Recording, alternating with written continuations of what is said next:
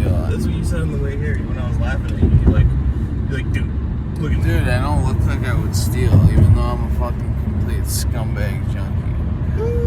But here's the deal. So when I'm fucking doped out, there's only 3 things I like in this world. That's ice cream, milk, and Little Debbie's Christmas cake fucking specials or whatever. You know, it's funny though because some people just get that hankering for a sweet tooth. Wait, you don't want to be on camera, do you? It doesn't matter. Doesn't matter. Yeah. I'll get his face in briefly, but not too much. Yeah. So, anyways, though, but I used to like gummy worms and shit, or like I still do, but like it's like my go-to. You know, go to the store, eat a fucking pack of Sour Patch Kids, drink a 32-ounce Gatorade, and then puke on my way home. That's the only food you can eat when you're dope sick. Isn't that weird? Right though, like Gatorade. Gatorade, fucking gummy worms, fucking. That is true. The ice cream shit I'm talking about, that's more when I'm fucking high. Right. I can't drink any dairy when I'm dope sick. Yeah, when you fucking. Oh, dairy, dude. Dairy when you're dope sick's the fucking worst. No full foods like cakes. Cakes. Like when you're dope sick. You don't like cakes? You can only really eat like water, like Gatorade preferably. Gatorade's like your best friend when you're dope sick. Yes. What's your feelings on caffeine when you're dope sick?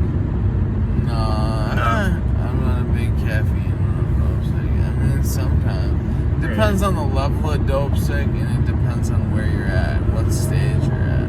That's true. If you're on like day 1, then yeah, like a cup of coffee is not the worst thing to have on day 1. Right. But as that shit brick starts to clear, dude. Oh, that shit brick's rough. Dude, once that pokes out, bro, you're like no caffeine for a while. It hurts, bro. And it's like... Well, yeah, but like I also... If you take, dude, the only thing that got me through the Fetty withdrawal this last time was, before New Beginnings, was fucking Imodium 80. Like, it's like a low pyramid. There's this Amish guy, believe it or not. Have you heard about this guy? No. He would take like 300 Imodium ADs on YouTube, and like it would keep him from becoming dope sick. Oh yeah, I've heard about that. Yeah. I've heard about that. Yep. But he like died of like some Crohn's disease related shit. It's really bad for you. It's horrible. But like I guess it's you know, and that's weird because I was in Dakota County Jail. Yeah. Could have been fucking it could have been what's it called? Like in my head. Placebo. God, I'm a fucking idiot. It could have been placebo, but I was dope sick as fuck, and they gave me 3 anti-diarrhea pills, and I was able to sleep that night. Yep.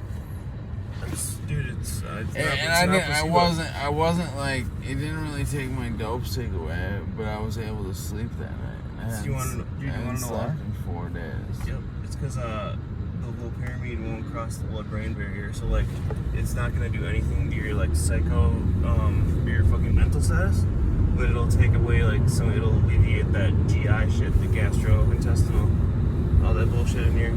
So like, you know. So. Really? Yep. Well, James, I'm gonna ask you for the audience if you could explain why does the body go through precipitated withdrawals when you take a Suboxone too early? The viewers want to know. The viewers want to know? Yeah. Am I going straight here? Fuck. Sorry, my bad. It doesn't matter. Yeah, go straight. Yo, so the reason that shit happens is because basically the buprenorphine is like the stronger opioid of the two. So basically you're not only knocking off the bupe that's fighting for the bupe's knocking off the heroin that's fighting for the receptors to fit, but you're also ingesting the naloxone, which is like the reversal, the antidote for an overdose. So I don't know what comes first, the chicken or the egg in that case. Like, I don't know if the bupe knocks the oxy or the heroin off first, or if the naloxone, I'm pretty sure the naloxone knocks it off first, and then the bupe just fucking tries to like, tries to get up in there like swimwear, but it's like 3 3 different things trying to go at the same thing, you know? Right, The same right. like receptor. That was my understanding too. Yeah.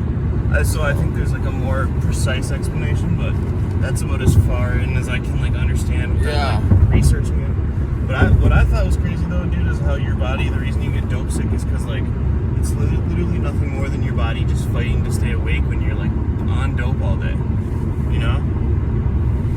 Right. So and that like, was a crazy fact that I learned dude, from you yesterday. yeah, it's basically I guess a better explanation, dude, than even the one that I was telling you yesterday is fucking think of it as like you're on so much Fetty every day, or like so much H that like you have to take 100, or you gradually build up to taking like 200 milligrams of Adderall every day just to keep you awake.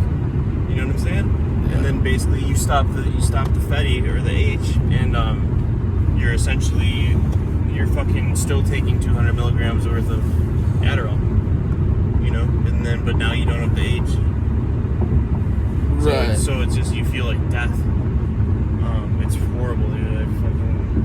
It's the worst part. Wait, so explain the Adderall thing. So the Adderall would be like the norepinephrine, like your body's natural. Oh yeah, thing so to your keep body you awake. goes into shock. Exactly. Yeah. So it's not only in shock, but it's also being like stimulated by like these totally absurd levels of hormones that like you would never see, bro, even in like the fight or flight complex by itself.